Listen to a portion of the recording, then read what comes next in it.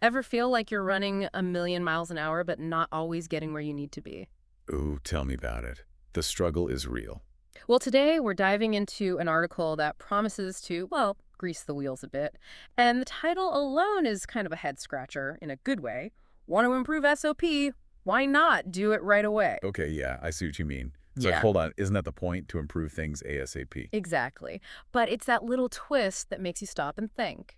And what's even cooler is this article is a translation, originally published in Taiwanese. Oh, wow. So we're tapping into some global productivity secrets here. We are, and it's from a management consultant, Peng Jianwen. Now, he's not just some productivity guru, preaching from a mountaintop. No, I get it. Street cred is key. Right, and he's got it. He cut his teeth at TSMC. TSMC. Okay, for our listeners who aren't familiar. Oh, right. So TSMC, they're like the Beyonce of semiconductor manufacturing. Okay, love that analogy. Go on. Efficient, precise, absolutely dominating the game. So this Peng guy's been in the trenches, learning from the best of the best. Exactly. And he's sharing two key methods he's learned for improving what he calls SOPs, standard operating procedures. Basically how we get things done, but, on a whole other level. Exactly. So method number one, it's all about finding your benchmark. Okay, I like where this is going. So who's your efficiency idol? Mine. Oh, man, that's tough. But you know what? I'm going to go with, Don't overthink it. no, you're right. It's got to be my friend Sarah. She is a productivity machine. What is it about Sarah? Like, what makes her so efficient? She just has this way of juggling a million things at once, but never seeming stressed. And she always hits her deadlines without fail. See, and that's exactly what Peng's talking about. We all know someone like that. Oh, absolutely. That Yeah. colleague who crushes every deadline, or that friend who somehow manages a side hustle, a family, and trains for marathons. Exactly. Identify your efficiency idol and study their habits. Okay, so it's like finding your efficiency role model, but how does that actually help us be more productive? What's fascinating here is the psychology, right? Having a clear example, someone to model yourself after it, makes that kind of vague goal of being efficient so much more. Well, achievable. Okay, imagine just knowing you need to head east versus having a map, with a clear destination. Boom. There you go. That's it. You need that vision, that clear picture of what success looks like. Yeah. And that's what your efficiency idol provides. And remember, it's not about becoming their clone, right? You're not trying to copy them exactly. Right. It's about understanding their strategies, Yeah. their approach. Exactly. And then figuring out how to adapt those to fit your style, your work, your life. And it's funny, Peng actually talks about doing this himself at TSMC. No way. So he was surrounded by efficiency ninjas. Oh, absolutely. And he'd be like, okay, how do they do that? He'd observe how they structured their day, the tools they used. So he was basically taking notes, trying to crack the code. He was.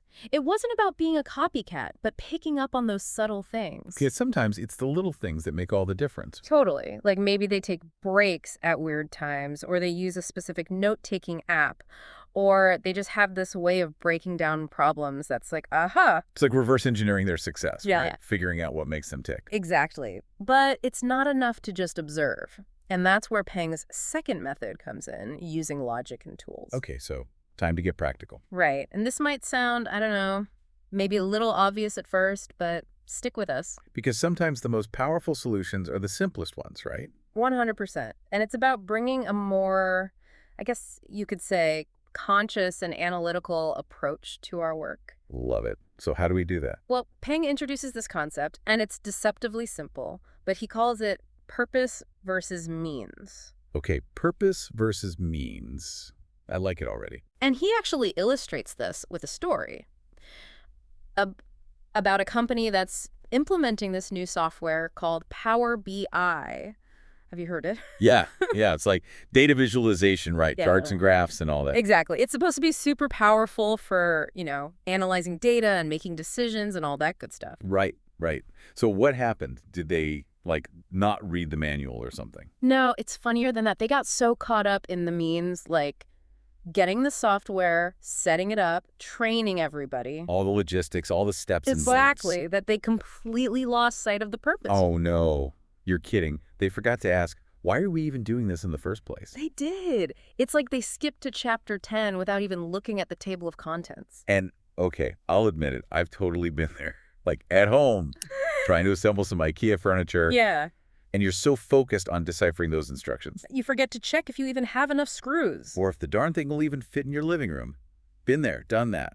Oh, I feel that. Or like planning a trip, you Yeah. know? And you're so busy booking flights and hotels that you forget to like actually think about what you want to do at your destination. Yes.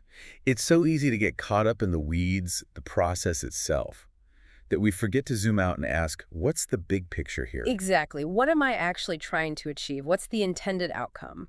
And sometimes that simple shift in perspective, just taking a step back and asking why, can lead you to a much more efficient solution. Right, because maybe there's a different tool, a simpler approach that actually gets you where you need to be faster. It's about working smarter, not just harder.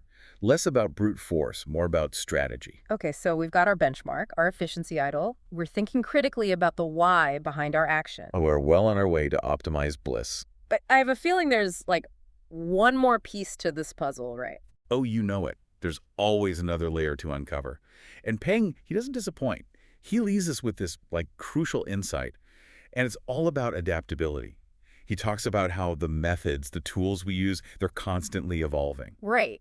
Like what worked even a year ago might be like ancient history now. Totally. It's like trying to use a flip phone in a smartphone world, you know? Oh, wait, yeah, I see your point. And Peng, he actually uses this phrase. I love this. He says, think like a semiconductor. Okay, I'm intrigued. Break that down for me. So the tech industry, it's all about innovation, right? Like constantly pushing boundaries, coming up with the next big thing. And he's saying our approach to work, to efficiency, it should be the same way. We got to be ready to adapt and evolve. So it's not about finding that one perfect system and then like sticking with it forever. Nope. Peng says it's about cultivating this mindset, this systematic thinking mindset. Okay, so more about the approach than any specific tool or tactic. Exactly. It's about having this mental framework for how we approach problems, how we find solutions.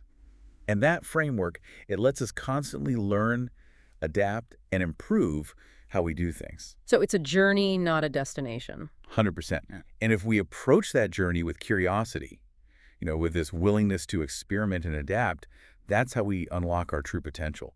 What I find really interesting is Peng's talking about work here, right? SOPs, efficiency, all that. But it's like this could apply to so many other areas of our lives. Oh, absolutely. Think about your fitness routine. Are you just, I don't know, chasing the latest trends? Or are you starting with your why? Right, like what are you actually trying to achieve? What's the goal? Exactly, because that purpose, that why, it should be driving everything else, the workouts you choose, the diet you follow, the whole 9 yards. It's like that purpose versus means thing coming back around. It's not just for like spreadsheets and project plans. It's a way of life. Exactly. Our finances, our relationships, even how we approach our hobbies, understanding our why can make those experiences richer, more fulfilling, and yeah, even more efficient. So there you have it, folks. Find your efficiency idol, think purpose versus means, and remember optimization. It's a journey, not a destination. Who knew an article about SOPs could spark so many great ideas? The power of a good deep dive, am I right? Right. Until next time, everyone, keep exploring, keep questioning, and keep optimizing those workflows.